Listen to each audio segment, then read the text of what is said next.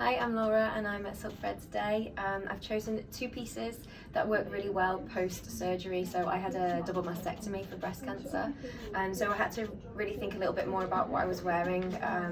And this is a great top because it's got a high neck, so you don't need to worry about showing off, leaning forward and showing off any scarring.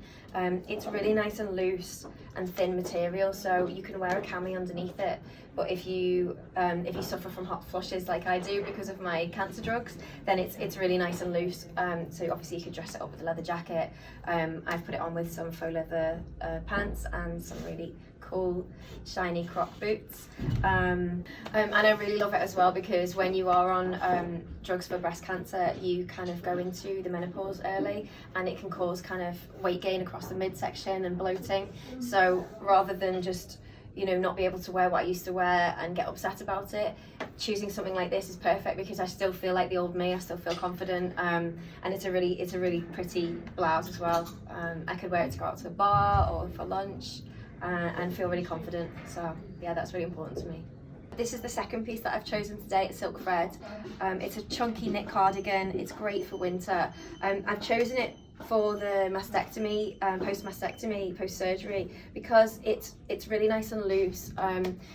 One struggle that you find when you've had breast cancer, if you've had the lymph nodes removed from your arm, which I have, you can get something called lymphedema, which is swelling of the arm. So you want to be able to wear something that's nice and loose. So both of the tops that I've chosen would be great for that because you wouldn't need to worry about the swelling. Also, the reason why this is great is because when you're on hormone drugs for breast cancer, you can get really severe hot flushes. And so to wear, like in the winter, normally you'd wear like a chunky knit jumper or a polar neck, but it's just kind of really uncomfortable. If you have a hot flush, you can't open it up. Whereas this is great. If you're cold, you can like wrap it around you like a nice big hug, or if you're having a hot flush and a meltdown, you can just throw it off. And I've just got a little black cami underneath it, and again you can dress it up or dress it down, and it's just really cozy. And it also covers your bum if you're a little bit paranoid about your bum. You can wrap it around yourself if you're feeling a bit bloated. Yeah, so it's just a great top for post-surgery. So I would say like a really important thing for people going through cancer treatment, especially at the beginning, is to find a community of other people who understand what you're going through, because it's easy to sympathise, it's easy to empathise with people, but until you've been in their shoes, you just haven't got a clue. I mean, it's just such a traumatic thing to go through at a cancer diagnosis. No matter how much treatment or surgery you do or you don't have, just hearing those words completely changes your life.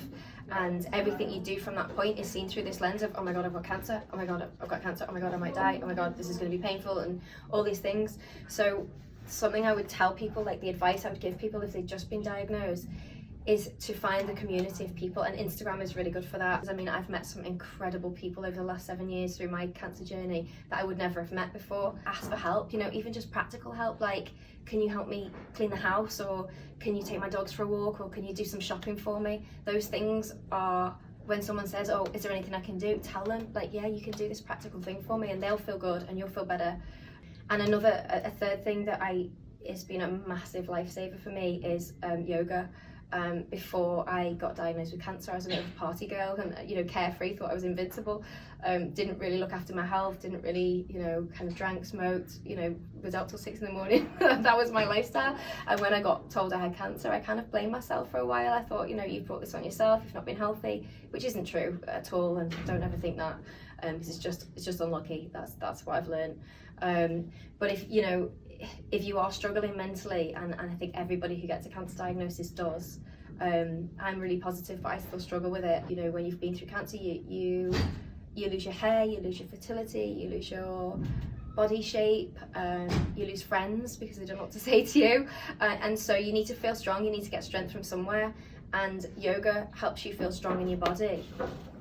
And despite all these things that are happening with yourself, because it can be gentle and you can do it no matter what's going on, you can be adapted.